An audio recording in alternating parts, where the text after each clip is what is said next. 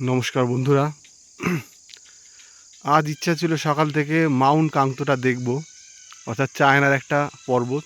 এখান থেকে দেখা যায়, কিন্তু আবহাওয়া একদম পরিষ্কার নয়।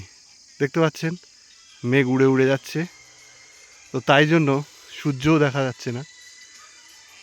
যদি আকাশটা পরিষ্কার থাকতো, এখান থেকে 85 কিলোমিটার দূরে মাউন্ট কাংতো, ক্রো ফ্লাই, মানে সরাসরি কোনো আঁকা বাঁকা নয়, ডিরেক্ট। তো যেহেতু এরকম একটা পরিস্থিতি, তাই দেখাতে পারলাম না, মনটা খুবই খারাপ। আর জানো তো, এখানে আসতে গেলে অনেকটা হেঁটে আসতে হয়েছে, একদম উঁচুতে। আমাদের যে কোয়ার্টার, সেখান থেকে প্রায় 3 কিলোমিটার।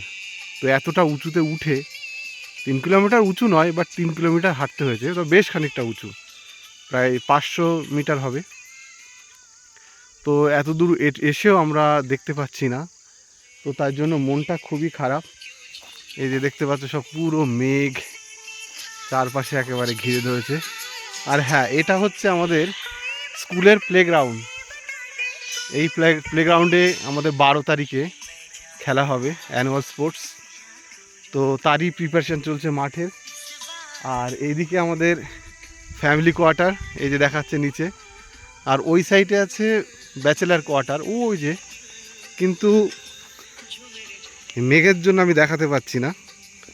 এই যে এই টিনের চালটা দেখাচ্ছে।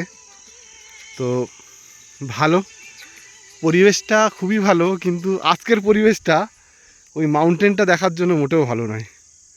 মানে কি বলবো, এতটা আসলাম, যখন বেরিয়েছিলাম তখন অনেকটাই পরিষ্কার ছিল আকাশ, ভেবেছিলাম দেখা যাবে, কিন্তু দেখা গেল না, আর দেখাতেও পারলাম না। তো থ্যাংক ইউ।